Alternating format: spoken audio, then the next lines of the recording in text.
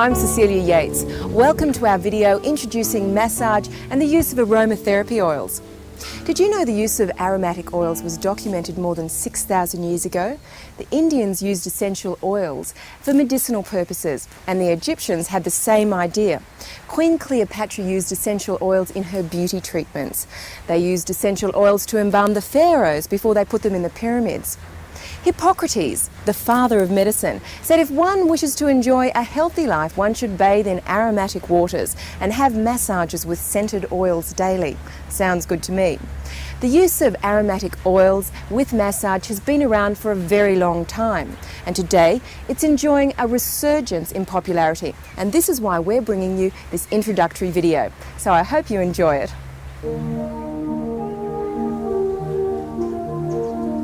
Essential oils are extracted from aromatic plants, trees and grasses.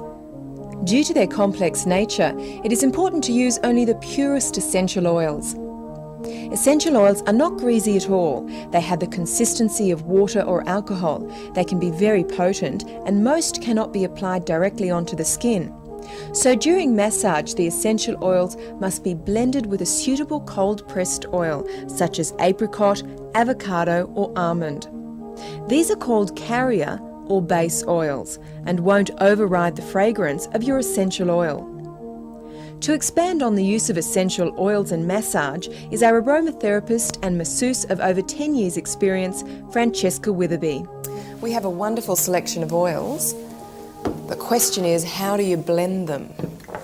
Well, this is the fun part of aromatherapy, is choosing and blending your own oils.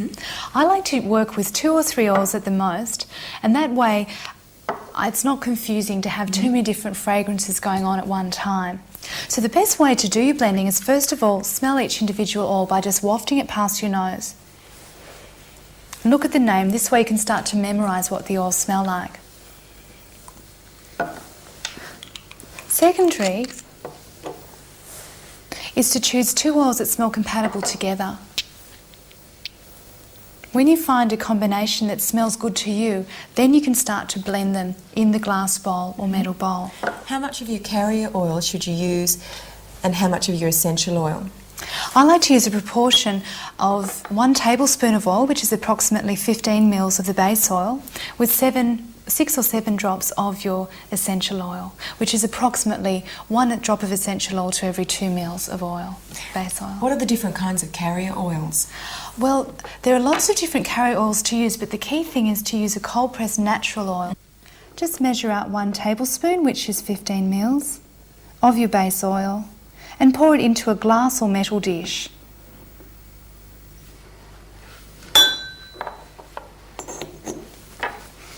Next, count carefully the number of drops.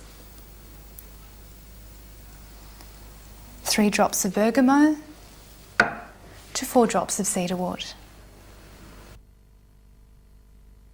Cedarwood is a nice centering and fortifying oil. It's very good for the skin. Bergamot is a mood harmonizer. If you're feeling agitated, it calms you. If you're feeling depressed, it gives you a lift. So these are 2 nice general oils to start your massage with. If you have any left over, how do you store the oil? The best way to store your massage oil is in a dark glass container with a screw top lid. This can be stored in a cool, dark place, such as your bathroom cabinet. Base oils last for up to 6 months. The idea with massaging is not to use too much oil, because if you smother the person with oil, you're wasting these precious essential oils. At the end of the massage, the oil should be well rubbed into the skin. They shouldn't have an oily look. So it's better to use a small amount of oil at a time.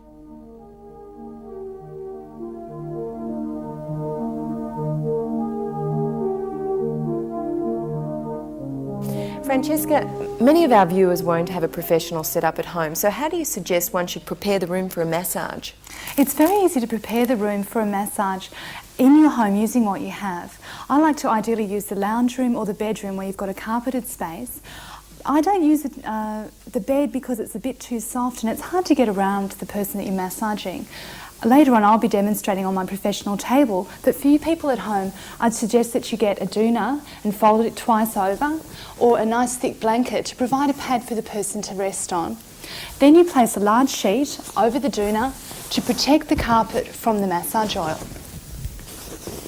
covering that with a bath sheet, and we place 2 pillows for the person to lean on. Thank you. One for the legs and one for the chest. And then we roll up a towel to rest their foreheads on so they can relax and breathe easily. There's a little space for them to breathe there. And lastly, we finish off with a tissue. I think that looks very comfortable. How should the person receiving the massage get ready? Well, I think it's best to have a nice warm bath or shower before the massage. Preferably have the massage after exercise as well so you get that extra relaxation. We're going to show you how to prepare an aromatic bath in a moment. So after the bath, wearing cotton briefs, wrap yourself up in either a bathrobe or some towels and you'll be ready for your massage. To create a wonderful fragrant aroma throughout your home, pour water into the bowl on the burner. Add a few drops of your favourite essential oil and warm this with a lit candle.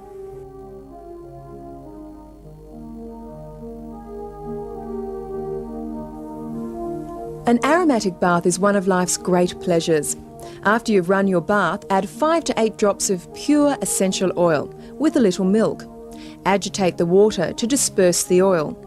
Don't add the oil as the taps are running because a lot of the fragrance will have been lost before you've even entered the bath. So to prepare for the massage, just take a deep breath in and stretch up and relax, making sure that you're feeling comfortable as well, because if you feel good, you're going to make other people feel good. Check that your clothes aren't too tight because restrictive clothing will make it hard for you to move around. And make sure that you've removed any jewellery, watches. Make sure that your nails are tidy as well. You don't want any sharp nails catching on people's skin. Also take your shoes off as well, so that way you're feeling centred and relaxed. This is Brenton, our massage partner for the back section. Just relaxing please, Brenton, resting your arms by your sides. It's great to have plenty of towels when you're giving a massage to make sure that your massage partner is comfortable and warm. Is the back the best place to start a massage? Yes, I always like to start around the back because often people do suffer from back pain. And even people that don't have back pain often feel tension around their neck and shoulders. Massage around the back is great for relaxing people when they have headaches, and people feel comfortable being touched around this area too. How much oil should you use to start the massage? Start by pouring a little bit of oil into the palm of your hand. Try not to use too much oil because you'll find you'll be sliding around too much. Rub the oil well into your hands to warm it up. Then just rest your hands on the top of your partner's shoulders. Ask them to take a deep breath in, please, Brenton, and breathing out. Now that you've centred with your partner, you can start sliding down the body, spreading the oil gently over the whole back. Are there different kinds of strokes you can use in a massage? Yes, there are different strokes. There are 3 key strokes that we use in Swedish massage. The first one is effleurage, which is what I'm using to apply the oil and to spread it throughout the body. Effleurage is great for relaxing the surface muscles and getting your massage partner used to the feeling of you touching their bodies. It also helps to calm the nerves. There are different ways that you can do effleurage. The most important thing is to mould your hand to the shape of the body as you're running over the muscles.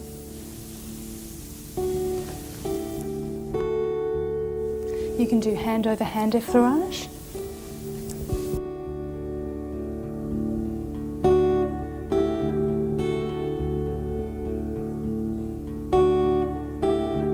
And then you can do double-handed effleurage for more muscular people. It's really important to learn how to work with your fingers together, which saves your hands, because otherwise after about 5 minutes you can get very, very tired when you're massaging.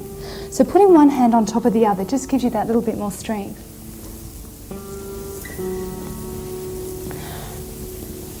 The important thing is to always glide and feel the contours, feel where the tight spots are, and talk with your massage partner. Ask them how they're feeling. Are they feeling warm enough? Are they enjoying the massage? Does anywhere feel sore as you're working? Just talk with them. This really enhances your communication skills with your friends and family. Oh, I can feel some tension around here, Brendan. Is that a bit sore? Yeah. So you'll often find sore spots up around the top of the shoulders. And this is an area where we can go into the next key stroke, which is called kneading. When you knead the body, you grasp the muscle and squeeze it gently in your hands. It's sort of like kneading bread.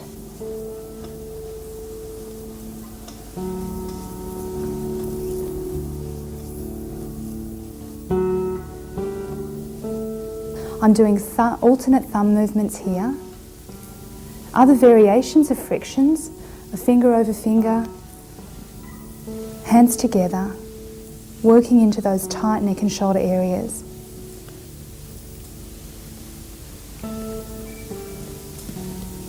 And you can also do very specific circles. It's important to ask your partner, how does the pressure feel? Is that all right? Remembering that the harder you go, the more slowly you go. Is there anything that I have to be careful of when I'm doing a massage? Yes, I think it's important to be careful not to press too hard, especially on the bony areas of the body, because there's no padding to protect them. And the spine is the most important area to be very careful about. So I suggest not to actually massage the spine itself, but just the muscles lying on each side of the spine, because then you're nice and safe. So don't press directly on those bumps that you feel along the back, which are called the spinous processes, but just work along the muscles that lie on either side. The harder that you massage, it's the slower that you go, and that way you can never hurt someone. If you feel that your partner is tensing up as you're massaging, ask them, is this sore? And if it is, ease back. Never work into pain with your partner. It should be comfortable for them and also comfortable for you. So the three main massage strokes that we're using are effleurage, followed by kneading, and then we complete the movements with circular frictions.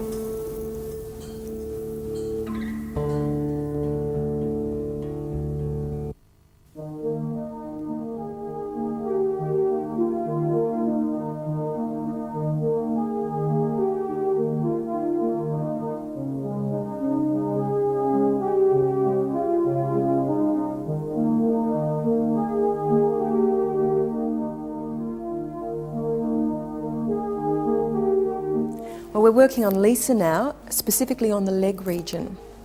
Yes, so to work on the legs, we make sure that the leg we're not massaging is well draped, that the towel is tucked into Lisa's briefs, that she's covered and warm. Next, just centering on that part of the body you're going to work on, breathing deeply and relaxing. And next we apply the oil. So just pouring the amount that you need into the palm of your hand, rubbing the hands together, and gently and firmly applying the oil in an upward movement, moulding your hands to the shape of the body, spreading the oil evenly right up the leg. Now to effleurage the leg, keeping your hands together. Where there is unity, there is strength, so fingers warm, and moulding the hands to the contours of the body, using the whole palm as you press upwards with a nice firm, flowing, easy movement. How do you know how firm to actually press? Well, as you massage, you can feel the muscles softening as you work. When you feel a hard muscle, just slow your pressure down and go in a little bit more deeply. The areas to avoid doing very hard pressure are the back of the knee, because it's a very sensitive area with lots of veins and nerves running through, and also the side of the hip where there's a hip bone. And remember that we talked about not pressing too hard on bony areas. Also, if people have any surface veins that you can see, please go gently and just keep to simple effleurage movements on these areas. With cellulite, does it matter what particular essential oils you use? Well, I like to use oils that stimulate circulation and also ones that eliminate fluid retention. So essential oils of cypress are wonderful for the veins. Fennel and juniper are great for getting rid of extra fluid, which is called edema. And then you've got lavender, which is really good for stretch marks. Rosemary improves circulation. So there are quite a few oils to choose from. The citrus oils are also very good for orange peels. So things like orange and lemon, fennel are all fabulous for that.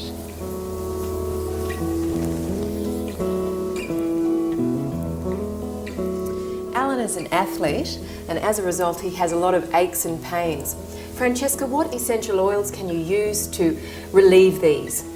Wonderful essential oils for muscle aches and pains include rosemary, which is excellent for circulation and relieves muscular tension, and peppermint, which has wonderful refreshing qualities. How do the oils penetrate beneath the skin? The oils penetrate via the hair follicles on the skin down into the epidermis layer. From there, the circulation of the blood via the little capillaries whisks the oils to circulate through the whole body. So it actually helps to have hairy legs. To a certain extent, but it can also pose some problems for massage because the hair can really irritate your hands if you don't use plenty of oil, and also you can pull on the person's legs. So I'll just show you how much oil you should use for those hairy areas in the body. Often men will have hairy backs, so lots of oil there please, and the chest too because that's a sensitive area. So you probably use double the amount of oil on a hairy area than you would for a normal area. As soon as you feel that the hair's causing a restriction, add that little bit extra oil. So now I can get a nice flow with my effleurage, and we can just repeat the movements that we did on the back of the leg for the front of the leg.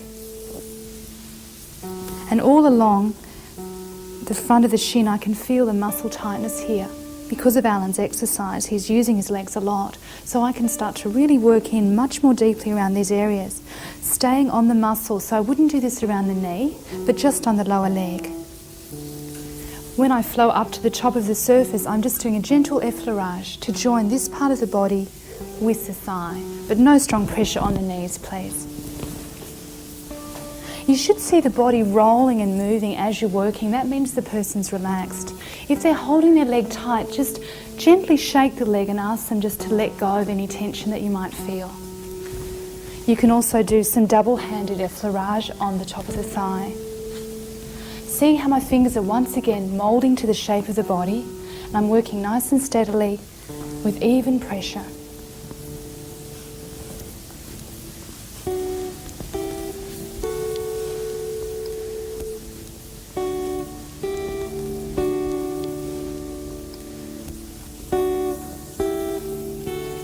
It's nice to incorporate the foot in the leg massage, although we will be specialising in the foot later when we show you how to do the aromatic foot bath.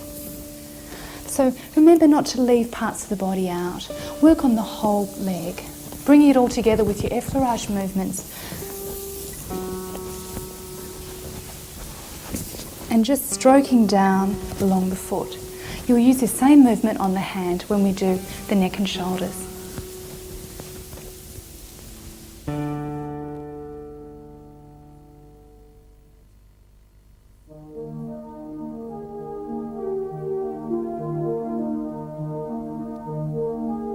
Everyone loves having their neck and shoulders massaged, so that's what we're going to do. Just relax your arm by his side. Thanks, Alan. You feeling nice and warm? Yeah, great. So we've made sure that Alan's covered with towels. Very important to only have the area exposed that you're actually working on, because then your massage partner feels comfortable. Okay, so I'm going to apply the oil again, being careful not to put too much on because I can always go back for more if I need it. And starting with the effleurage movement, covering the whole shoulder right down to the hand. Okay, so now I'm going to anchor to stop his arm moving around. So just firmly holding his hand and then gliding upward. So this is a nice drainage movement. And you can start to feel the contours of the body, just remembering to really shape your hand to the area that you're working on. And the arm's a great place that you can start to be a bit creative with your movements. You've been doing a little bit of massage now, you know what to feel for the muscles and where you can feel the tension. And so just slowing down where you feel the body's the tightest. Now I can feel a bit of tension here, so I'm just slowing that pressure down and really pressing a little bit more deeply. The areas to avoid rubbing too hard are the back of the elbow where the bones are. Now we're just going to do some gentle kneading, which is really a squeezing and releasing movement for here.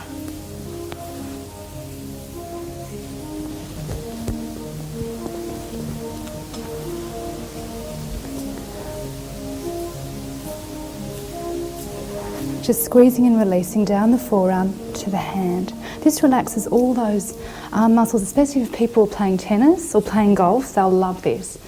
All those typists out there, people working on the computer, this is a special area for them. They're really going to appreciate what you're doing for them. Okay, so when we get down to the hand, just a squeezing and releasing movement, just to make sure their hand's nice and relaxed.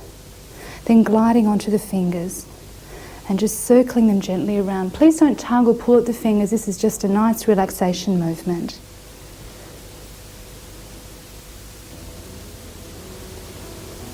So just circling in each direction. This is to help your friend just to relax and let go of any tension in the hands.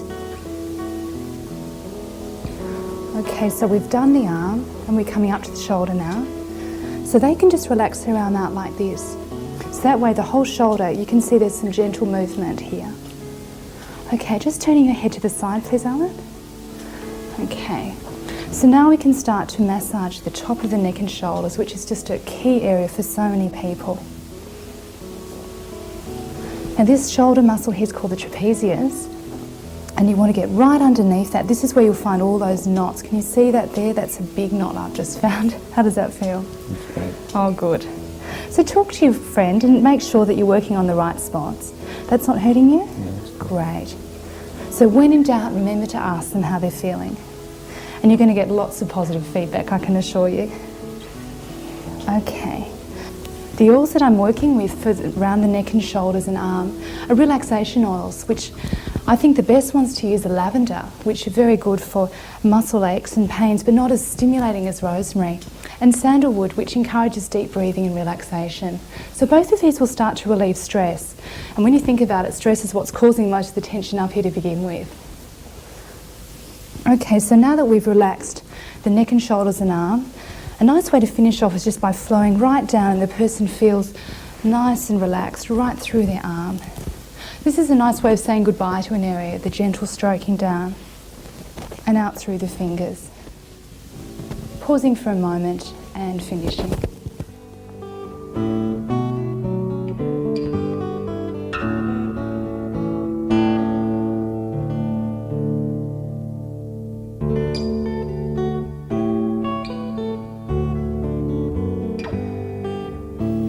Natalie, and she's going to be our massage partner for facial compressing and neck and shoulder and facial aromatherapy massage. You might be wondering why I'm brushing Natalie's hair. This is a wonderful way to start giving a really nurturing, caring treatment for women. Women absolutely love having their hair brushed. It's so relaxing for them. So guys out there, just remember this. This is a lovely thing to do for your lady friends. Okay, so Natalie has removed her makeup, taken away jewellery, earrings and necklaces. So now we're just going to wrap a towel carefully around her hair to protect it from any oil, because there's nothing worse than having oil rubbed through your hair at the end of a massage. So now Natalie's hair is all protected, we're ready for Cecilia to prepare the warm compress. To prepare the compress, fold a hand towel like a fan. Soak this in comfortably hot water and wring out well.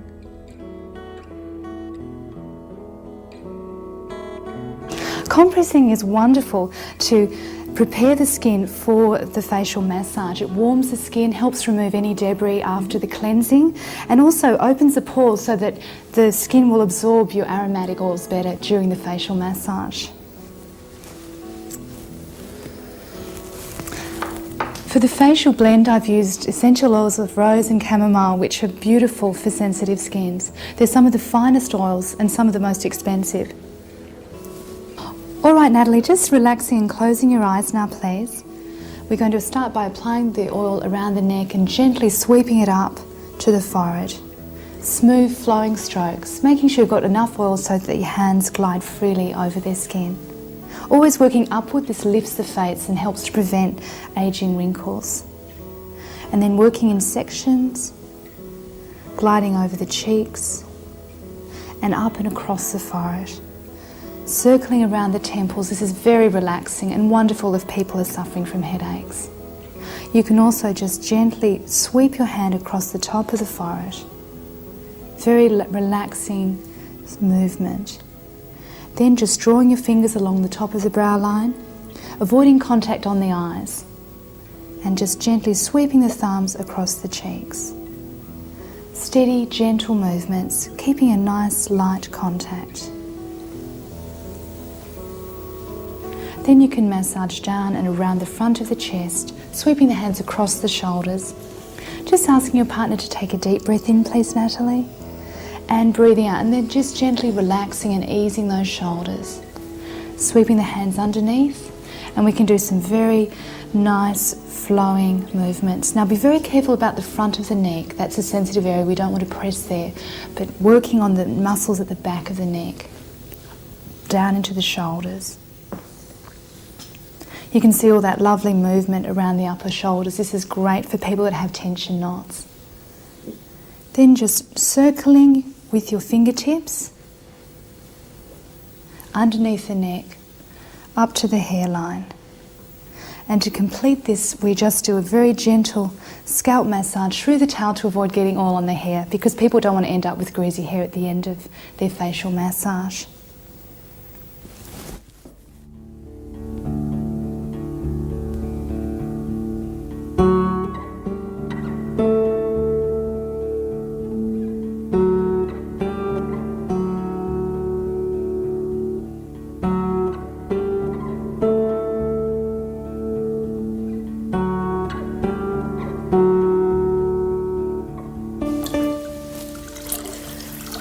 A foot massage is one of the easiest massages you can do, but I think it's the most enjoyable.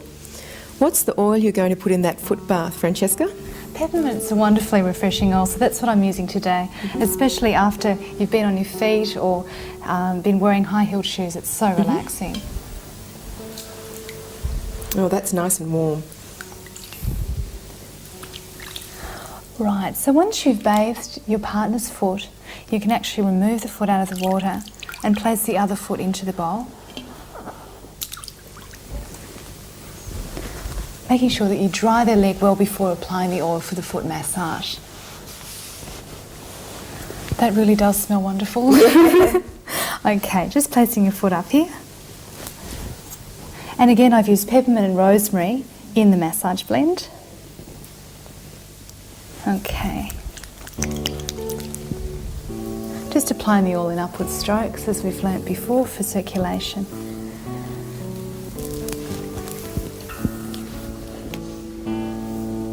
Okay, so just doing a few nice effleurage strokes, especially concentrating around the arch of the foot. How does that feel? Wonderful. Oh, good.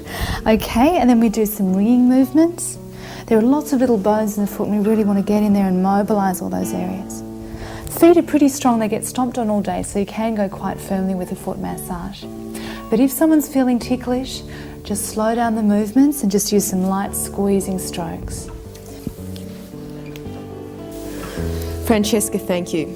I'm in heaven. I hope you'll be able to use some of these massage techniques to put your partner in heaven, and try using the essential oils to make it extra special. Have fun.